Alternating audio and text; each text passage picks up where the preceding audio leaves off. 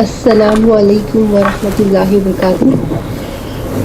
مجھے آپ سے تراویح کے تعلق سے سوال کرنا تھا. میں جانتی ہوں کہ تراویح جو ہے وہ قیام اللیل کا ہی دوسرا نام ہے. عام طور پر ہمارے یہاں عشاء کے بعد تراویح کی نماز ہوتی ہے، پر عورتیں جو ہیں وہ گھر میں پڑھتی ہیں. کچھ مسجدوں میں انتظام ہوتا ہے عورتوں کی نماز کے لیے بھی، پر میں گھر پر پڑھتی ہوں. تو میں یہ پوچھنا چاہتی ہوں کہ اگر میں تراویح کی 8 رکعت نماز تہجد کے وقت پڑھوں، سو کر اٹھنے کے بعد جب ہم سحری کے لیے اٹھتے ہیں تب اگر پڑھوں تو کیا یہ ٹھیک ہوگا؟ اور کیا میں ایسا کر سکتی ہوں کہ عشاء کے بعد میں نے 4 رکعت تراویح کی نماز پڑھ لی اور پھر سو کر اٹھنے کے بعد 4، تو کیا یہ درست ہوگا؟ جزاک اللہ خیرہ. بسم اللہ الرحمن الرحیم نحمدہ ونصلی علی رسولہ الکریم اما بعد. معزز ناظرین کرام، السلام علیکم ورحمۃ اللہ وبرکاتہ. آپ نے سوال سن لیا ہے. بہن یہ جاننا چاہ رہی ہیں کہ تہجد کی نماز اگر 2 حصوں میں کر کے پڑھی جائے تو کوئی حرج تو نہیں ہے، اور 4 پہلے پڑھ لی ہیں، 4 سونے کے بعد پڑھی جائے، اس میں کیا حکم ہے؟ سب سے پہلے تو میں یہ عرض کر دینا چاہتا ہوں، سماحت الشیخ عبدالعزیز بن باز مفتی مملکت سعودی عرب سے تہجد کا وقت پوچھا جا رہا ہے کہ اس کا وقت کیا ہے. میں آپ کو لے کر چلتا ہوں ان کی محفل میں، ان سے وَمَتَى يَنْتَهِي مَأْجُورِي، یہ کب شروع ہوتا ہے اور کب ختم ہوتا ہے، تہجد کا یا تراویح کا وقت؟ تقول السائلة ما هو وقت صلاة التهجد.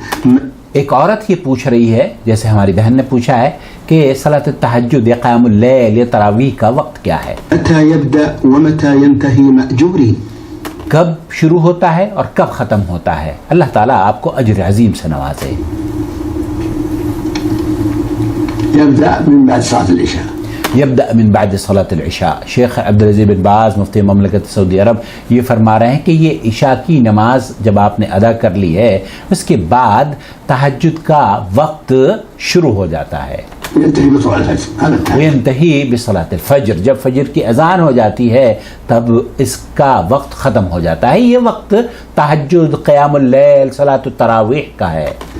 إذا صلى الناس العشاء دخل وقت التهجد. اذا صلى الناس صلاۃ العشاء، اگر لوگوں نے نماز عشاء کی پڑھ لی ہے، بہن آپ نے نماز گھر پہ عشاء کی پڑھ لی ہے، اس کے بعد آپ کا تہجد کا وقت تہجد کا وقت شروع ہو چکا ہے. إلى طلوع الفجر. الى طلوع الفجر. أول الليل أو في أثناء الليل أو في آخر الليل كله حسن. آپ اگر شروع میں پڑھ لیتی ہیں تب بھی بہتر ہے، بیچ کی رات کے بیچ کے حصے میں پڑھتی ہیں تب بھی بہتر ہے، اور اگر آخری حصے میں پڑھتی ہیں تب بھی یہ جائز ہے اور بہتر ہے. كما قال جل وعلا ومن الليل فتهجد نافلة لك. ومن اللیل، اللہ رب العالمین نے قرآن کریم میں یہ حکم فرمایا ہے، یہ آیت قرآن کریم کی شیخ بن باز نے تلاوت کی ہے کہ رات میں تہجد کا قیام ہے، تہجد کی نماز رات کی ہے، اور اس رات میں آپ کبھی بھی پڑھ سکتی ہیں، چاہے عشاء کی فوراً بعد پڑھیں یا بیچ رات میں پڑھیں یا آخر رات میں پڑھیں یا سو کر پڑھیں. یہ بھی کوئی قید نہیں ہے، اور یہ بھی کوئی قید نہیں ہے کہ آپ 2 رکعت پڑھ کر سو نہیں سکتی. آپ 2 رکعت پڑھ کر سو جائیں، 6 بعد میں پڑھیں، 4 رکعت پڑھ کے سو جائیں، 4 بعد میں پڑھیں، سب جائز ہے.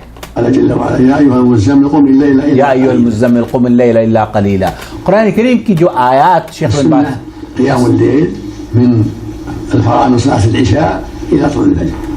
سنت یہ ہے کہ عشاء کی نماز کے بعد سے لے کر نماز تراویح ہو، قیام اللیل ہو یا تہجد ہو، یہ تینوں نام ایک ہی نماز کے ہیں جسے ہم رمضان میں تہجد یا تراویح بولتے ہیں. بہت سے لوگوں کو شک اور شبہ ہوتا ہے کہ جناب تراویح ایک الگ نماز ہے اور تہجد کی نماز الگ ہے. ایسا ہرگز نہیں ہے.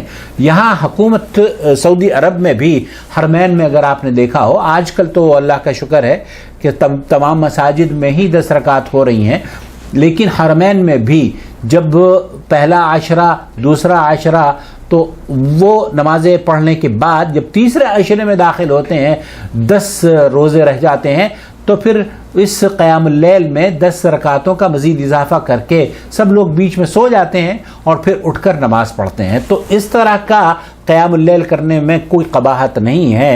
اللہ تعالی ہماری صیام اور قیام کو شرف قبولیت بخشے. آمین یا رب العالمین. والسلام علیکم ورحمۃ اللہ وبرکاتہ. شهر رمضان الذي أنزل فيه القرآن هدى للناس وبينات من الهدى والفرقان